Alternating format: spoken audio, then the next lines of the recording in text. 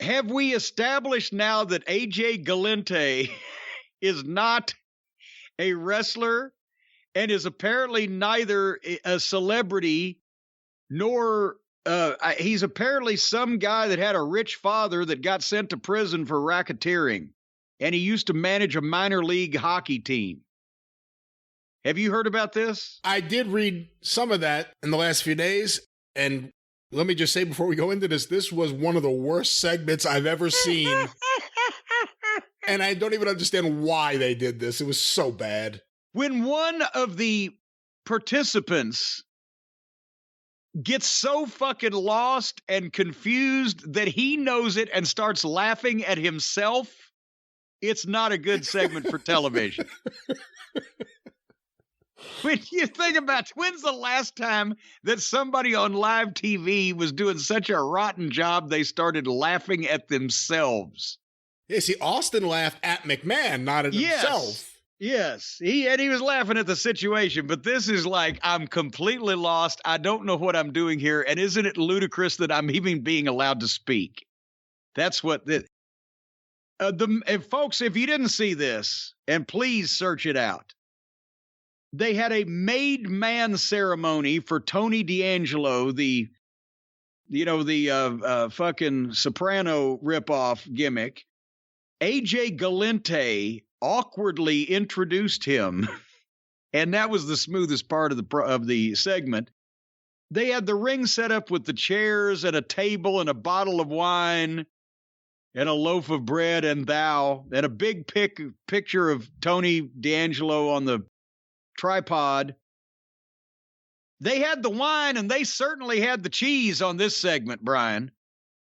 And he couldn't get through it. They're trying to do some kind of pseudo mob ceremony where he talks about, and this thing, you're going to take care of this thing, our thing, your thing. He was talking about a lot of guys' things.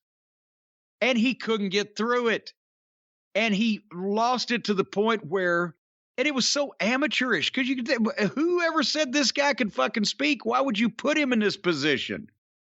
But instead of the zombie-like, somnambulistic recitation of the prepared lines that he had with absolutely no feeling or emotion whatsoever, he just got lost and started laughing because he couldn't figure out what to say. And you see Tony D'Angelo give him he's like mouthing the next word. They're both on screen, and he's trying to be the off-camera prompter to get this guy to I mean, I don't even personally dislike either one of these guys. I've never met him. I felt bad for him, if anything, but this shouldn't have been on television. What the hell? What happened? Beyond the fact that AJ Galante, I hope that we have more promos with him on TV. This was a train wreck. Besides the fact that he couldn't do this. Besides the fact that Tony D'Angelo is a ridiculous gimmick, and I don't even believe this guy with this gimmick. What was the ceremony? If we're going to do a made man ceremony, it has to go somewhere. Something has to happen. You have to do something. Well, he kissed him. Instead, they said a bunch of words. There was no actual ceremony. And then it ended. This was bizarre and weird and worth watching a second time. Oh, and they had a bloody playing card that signified something that he referred to, but they should have done the old blood oath. Cut the hand, do the handshake.